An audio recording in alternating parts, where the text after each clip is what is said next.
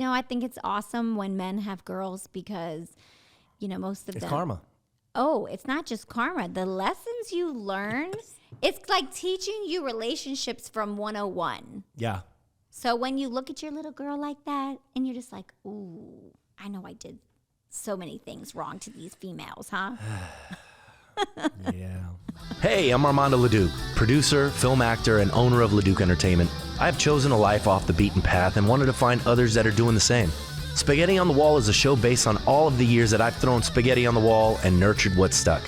We will share fun stories, ideas, tips, tricks, and more. Welcome to Spaghetti on the Wall. Good morning, good afternoon, and good evening, depending on when you're catching this podcast, Spaghetti on the Wall.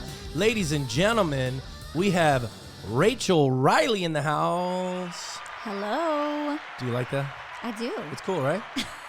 I have all kinds of, if things get crazy. That.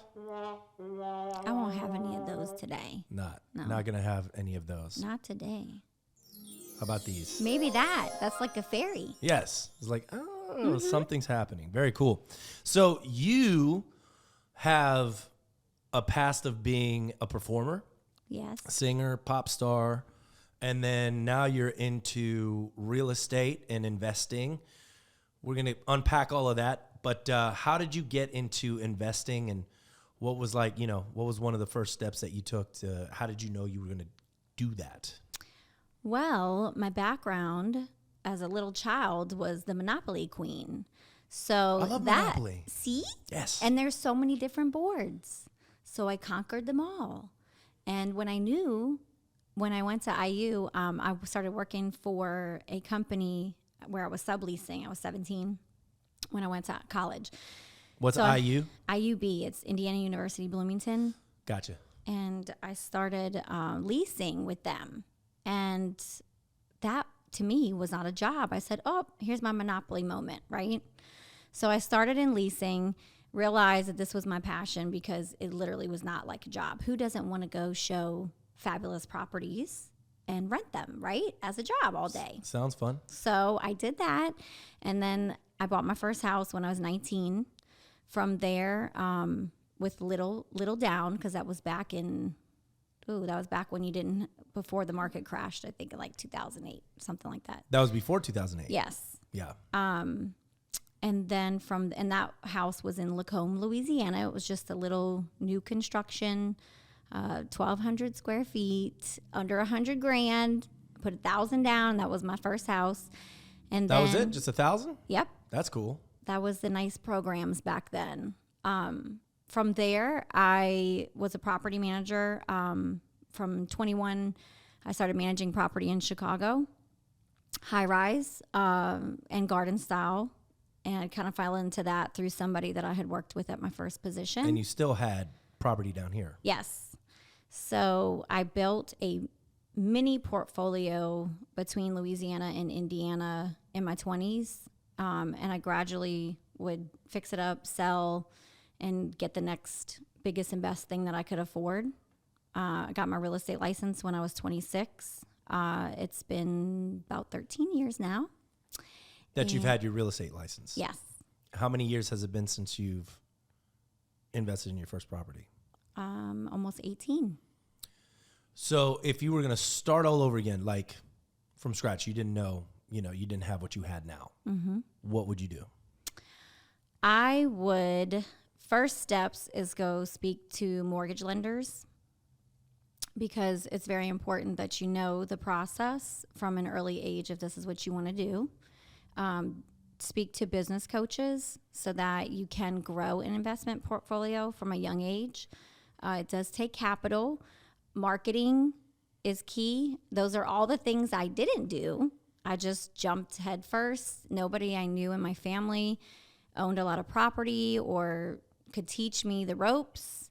So I just kind of my dad called me the gypsy. I would go from place to place to place, just learning and growing. You talked about marketing. How do you market this in particular? Right now? Well, I have had a lack of marketing right now, which is why I'm here with you, to grow that base. And I have just started my Instagram back up today. Nice. Thanks to you guys. It is at LDG NOLA. Which stands for? Lions Development Group. There you go. And our website should hopefully be finished in a week and a half. That's www.liondevelopmentnola.com. And again, from the beginning, I would recommend lots of social media. Yeah, I think, why do you think that people don't get into, everybody knows that they need social media, right? Like that's just, what do you think is stopping them from doing that? I think sometimes, like for me, it's being on display. I'm really kind of keep to myself. I'm an introvert, so it's hard for me to just put myself out there. Even though I know I'm talented, I know I have a lot to offer, but it's just crossing that barrier to promote yourself. Does it feel like imposter syndrome? Like maybe you're not qualified all the way, or who am I to do this? But sometimes when you're just gifted, God gives you gifts and talents that you don't go to school for sometimes, and that's when you have to use them and just take a leap of faith and get out there. So how do you get out of your comfort zone? Usually it's the environment that I put myself in, not on purpose at all times, but pressure. You know, most people pressure bust pipes, but I just like to pressure myself because even like when I worked for, I had supervisors, et cetera. Now I'm self-employed, but I'm the only one that's going to push me. I don't do well with like authority figures pushing me to my limits. I'm always going to push myself to my limits. Do you feel like, are you the kind of person that is driven by the positive or moving sort of away from the negative? Definitely the positive. Yeah. I try to push that and emulate that in everything that I do. Right. I always try to show that in others, like, okay, well maybe, and I fall into the pit sometimes, but I always try to project that on others that, hey, what's the positive out of this whole thing? What's the lesson? Yeah.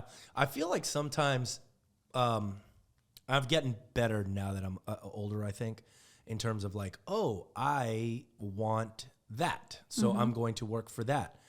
But when I, in my younger days, I was like, if I didn't give myself like either a deadline or something that like would hold me accountable, I just would never do it, but now like, as responsibilities grow and you're growing your company and now, you have a team counting on you and your family's counting on you and everything like that. It's like, all right, well, you better get up and you better go, go do your work. Make it happen.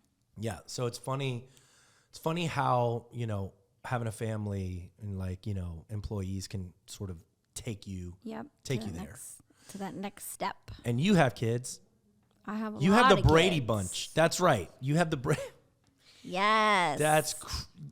Yes, go ahead. We have 7 total. 7 kids. There's my two oldest are 16, about to be 16 and 13. And my husband's 2 oldest are about to be 16 and 12. And then we have 6, 5, and 1 together. Oh, so you just had a kid. Oh, wow. So how was it bringing those 2 households together?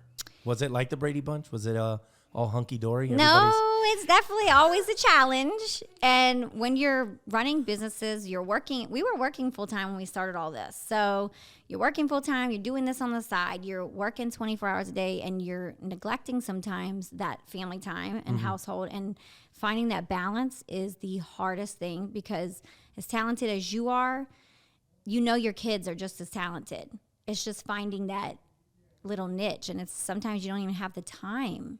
You have to take the step back and see, oh my gosh, I'm missing all of these years. Oh man. Do you feel bad about it?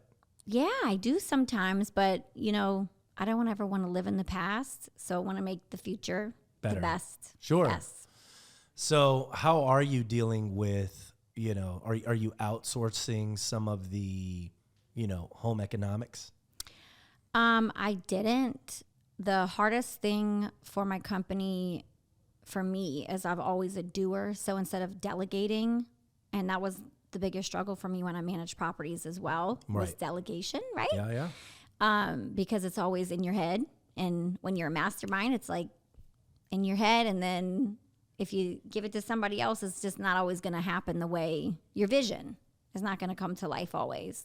Right. So that's been my hardest struggle, is relying and delegating to others. Do you feel like there's a hierarchy in the home? We're kind of even. Yeah? Yeah. My wife definitely runs, she wears the yoga pants in the family. Okay, well, I'd say I run the stuff, I guess. Do you run it? I mean, of course, right? Like, I think so. How does that work? Well, my husband handles all of our operations maintenance.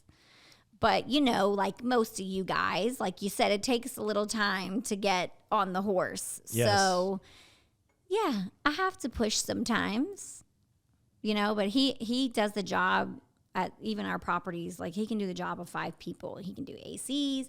He can do. Oh, he's a handy guy. Yeah. Oh, that's awesome. Pools, all that. And I'm definitely not that.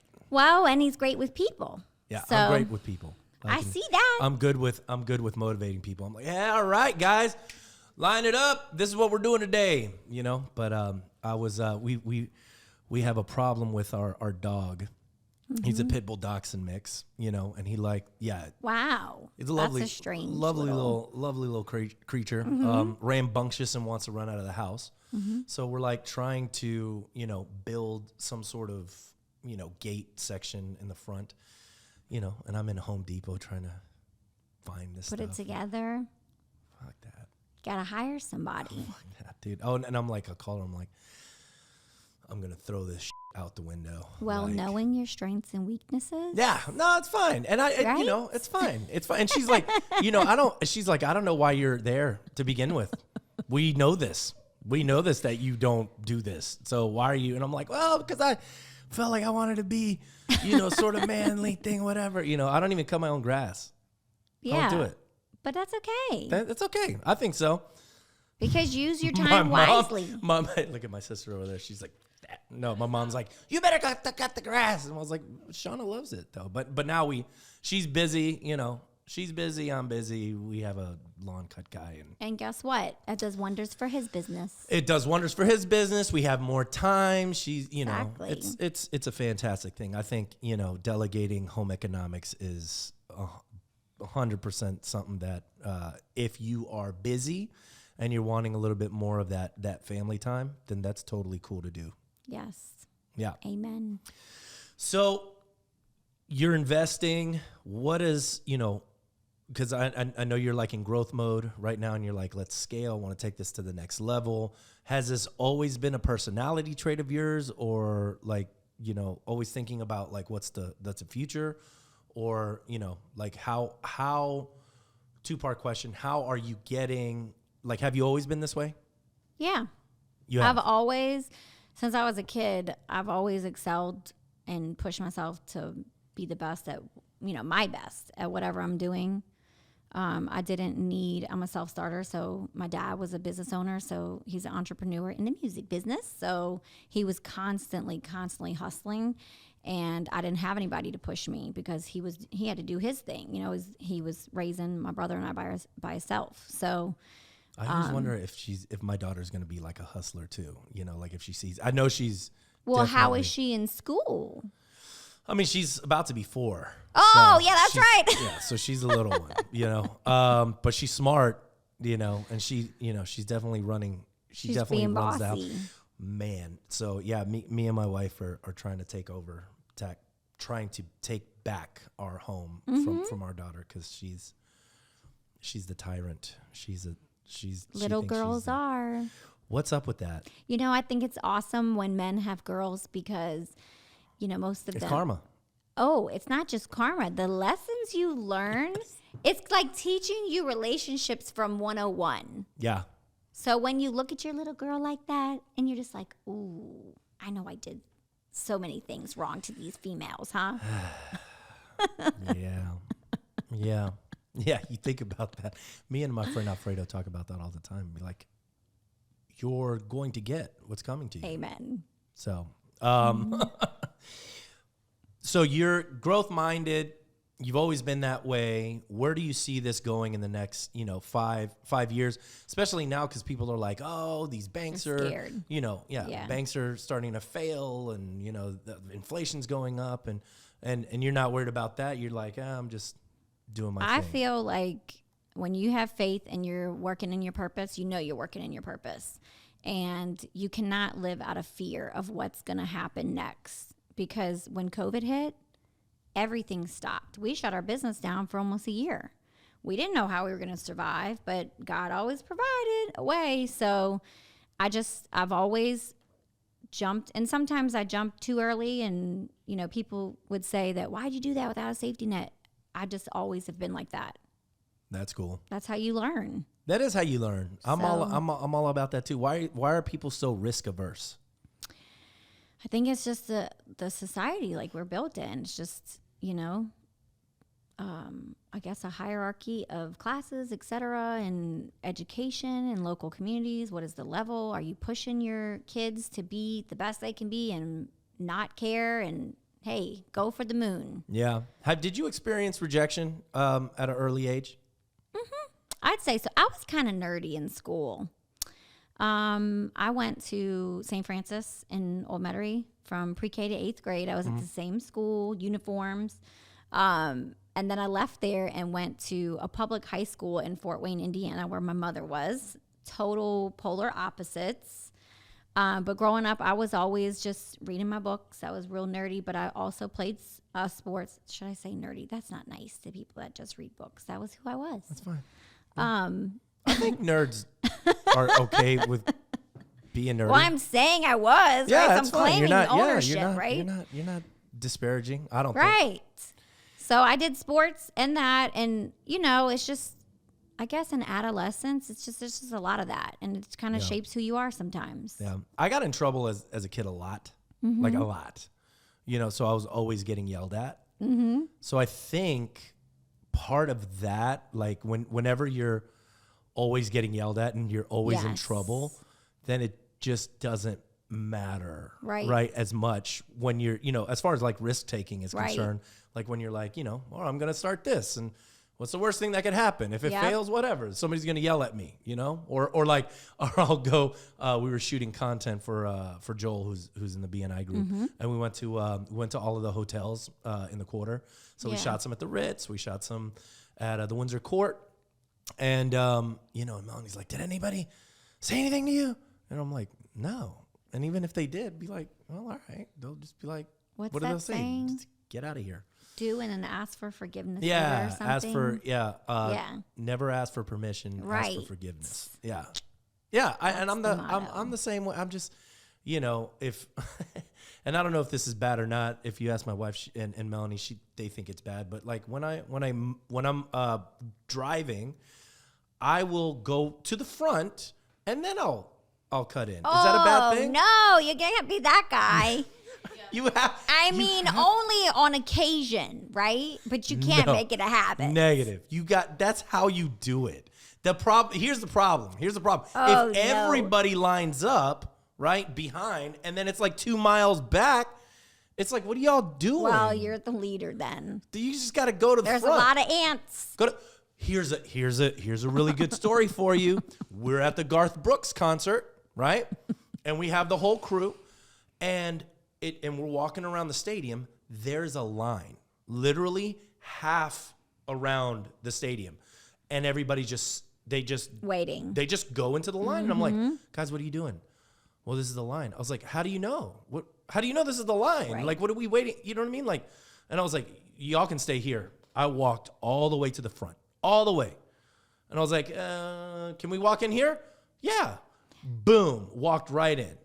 You were always destined for VIP status. Always. That's what it was. I got really good in your mind. I got really good parking juju as well. Yeah. Really good parking juju. I'm always like rock star parking. But I think it's the vibrations that you put out. True. I think that frequency, like what you're putting out, you get back. If you're fearful, you're gonna get that. If you think you're gonna get the deal, then you're gonna get the deal. Like I think it's that assumption that it's gonna happen. That like creates success, you know? And so I think people get in their own way and bottleneck themselves, you know? Oh, yes. Especially in like the investment business. Cause I mean, that's for me, you know, I mean, running a business is risky. You know what I mean? Obviously, it's calculated risk. Like if you're providing a good service and all of that, you're going to stay in business, right? Hopefully, you know, but for me, like investing in real estate seems to be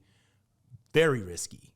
It is. It is, especially the projects that we take on, because we go for the ones that sit there or nobody sees the vision. So when you do that, you're typically in a market that, or an area, you know, a little block radius that has not boomed yet, right? Right. And so you're like, so you're just kind of speculating. Yes. How are you speculating? How are you getting, but there's some sort of analytics, right? Or you're just like feeling it. It's a mix. You know, like, I'm really like Holy Spirit vibes. Let's go. Like, oh, I need to get that one. Okay. It's like this little intuition inside. And that's why I always listen to my gut. And I'm going to tell you, 9 times out of 10, it pays off. Every property that we've purchased and flipped, we've made a profit on. So we haven't lost. That's really great. So, I mean, now cash flow during that time is a whole nother thing. Totally. But the actual project itself. Talk to me about intuition. Talk to me about at what point did you start to trust your instincts? So I really should have got my license when I was like 18, 19 years old, my real estate license, because that was always my passion. And when I did finally get it and I started acquiring, I did a lot of bond for Ds at the beginning because, again, it takes a lot of cash flow and equity to get into these properties. But I started listing them, and they were selling between 96 and 100% of the sales price. My rentals that I had, long-term rentals, were staying rented. When I did Airbnb, my properties were staying booked every weekend, like 6 months to 12 months out. So I just knew that, okay, obviously I'm doing something right. And not everybody out here, they don't have that kind of success. And they may be 20 years in the game. But like I said, when God gives you a purpose or a skill, you got to run with it.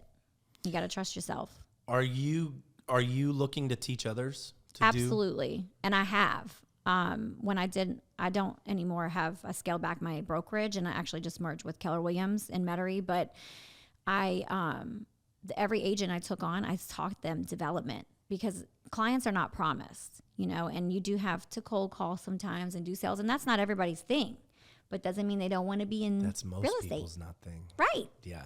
Ooh, who wants to do that? Nobody does. Right. And that's why the people that do make it happen. I used to, back in the day, I did it all. I've had 70-some jobs, but I've sold everything from Kirby vacuum cleaners door to door to Electrolux to Cutco knives. I even started a business, but joined a business, DS Max, where you would go to a warehouse and they had like a bunch of stuff. Furry animals, coloring books, like the whole thing. And they would just give you just a bunch of merchandise, right? And they would hype everybody up in the morning with like songs and shit and be like, oh, you got a fire desire. Ooh, Lord. You know, all of that. Rah, rah, rah. Then you would go out and you would go door to door selling like furry just animals. Anything. And what would you tell them? I would just be like, hey guys, nothing serious here. Just 80%. Yeah. Just, you gotta, and this is what they would say. You gotta put it in their hands. Here, take a look. And so that's what they would say. Be like, here you go. Put it in their hands. They put it in their hands. And then you'd be like, yeah, it's just, it's $25 today. Come on. And then you would just get the money, right? And you get all of this What cash. was the purpose though? Like, did you tell them there was... I don't know. It'd just be like, that's what this is. Like, I would get knives. Like, there were knives. There were like a bunch of like vibrating hairbrushes and stuff like that. And be like, here you go. You know, be like, what is that? And be like, that's $25. Come on. That's why you have your own business now. I sold, yeah. Well, I always did. At 21, I had my first business. I was teaching swing Latin and ballroom dancing. Wow. So yeah, it was a fun time. That was a crazy ass time. But yeah, I had always been like sort of an entrepreneur, which is why I think I could never hold a job, because it was like, as soon as I didn't agree, I'd be like, Couple months or a year. out of here. Yep. Yeah, I'm just like, I can't do this. You know, shortest job I ever had was in a Coca-Cola plant. They put me in a room about, the size of this table, basically counting like vending machine money, and they closed the door on me. No windows, no nothing. Like, I think I lasted like 2 hours in there. I was like, get me out. I gotta get out of here. They didn't have those coin machines then? No. This is back in the day. You had to. Well, they did. But you would have to like separate it all, and and do. Man. I thought it was that Fiesta Mexicana. Well, that wasn't my shortest job. That was one of I got fired from a Mexican restaurant for sleeping in the cooler. Stop it. It's ridiculous.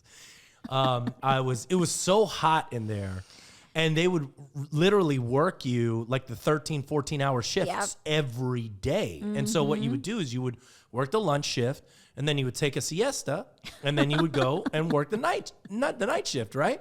And so people would go and sleep in the back, right? And that was okay. But not where the refrigerator, food right? goes. So, and it was the owner, and that wasn't even the manager. The owner's like, what is That stinks. what are you? I'm like, oh, gonna get fired today.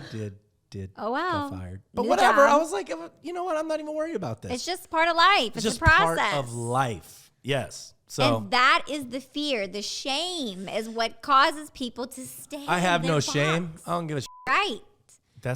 You're right. And Melanie's like, I could never do that. And I'm like, You could. you just gotta let it go. could. Yes, you could. You gotta let it See? go. Yeah, that's what I'm saying. You just, whatever. So people are gonna hate on you. So what? Yes. What does that matter, right? You got to get up and keep going. You got to get up and keep going. You got to flip your hair and just say, There you go. Brush your must got shoulders off. something. Yeah. So I think it's wild. You put $1,000 down on your first home. yep. Did you flip it? Like, did you put money into it This was so crazy. It was a new construction, but we sold it, I think it was 2 months or 3 months before Hurricane Katrina hit. So if I would have held it, and this is a lesson in real estate, if I would have held it, because the area was ex-flood zone, it did not flood, it was still alive and kicking, I could have made like 50 to 60,000 on the resale of it if I would have kept it for 2 months. Oh, wow. I know. Yeah, but how do you know? You don't know. You don't know. Like crypto, right? Like Yep. nobody knew Bitcoin was going to do what it did. I know. And then, but now it's on the rise again. So I know. take note. Who knows? Yeah. Are you into crypto? I'm not, but Yeah. the funny thing is that Shiba Inu coin, everything, I'm not a dog person, I'm not a pet person because I have too many kids and I have a lot of businesses, right? You'd have a circus, Exactly. a farm at your home. But something always had me interested in these dogs, these Shiba Inu dogs. And wouldn't you know that crypto comes out and is like, hey, I got this thing over here. Did you buy it? Not yet, but I'm thinking about it. Dogecoin? Yeah. Dogecoin? Yeah. I don't know. I got a crypto client who's, trying to give me all of the Ins and outs. I've been working with like crypto clients for like 2 years, and I still don't understand it. Like I still don't understand I'm like just this whole afraid I'll concept. lose it. Yeah, like Web3 and all Yeah. of that, and like what that means. Like, and I'm like, I don't think like you guys know what it means. I mean, I see that I can kind of see where it's going, but until they can regulate it somehow and Right. and not have so many damn coins out there. Yeah, but like, if that's you the lose your problem. password, And that's oh my God, that's another thing. Yeah, you bet. There's so many stories like that. Of I people know. just sitting on millions because they can't access nope, not gonna happen. Yeah, that's how they feel. it. Oh man, like The worse guy, than that. didn't you hear the guy that threw it away in the dump or whatever? Yeah. it Oh was like my 70 million or something crazy. God. Let me tell you a quick story.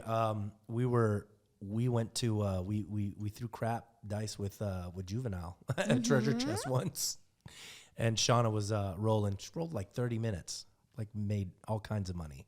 So I've never done that. bring her to the craps. If you've never played craps, you should go play craps because you're probably gonna have a good roll out the Right? gate. You should do it. You should do Lucky. it. But don't think that that's normal. That's the thing. People like Is that win your at the beginning. disclaimer? Yeah. I'm Don't gonna do send it. you out there, but Yeah.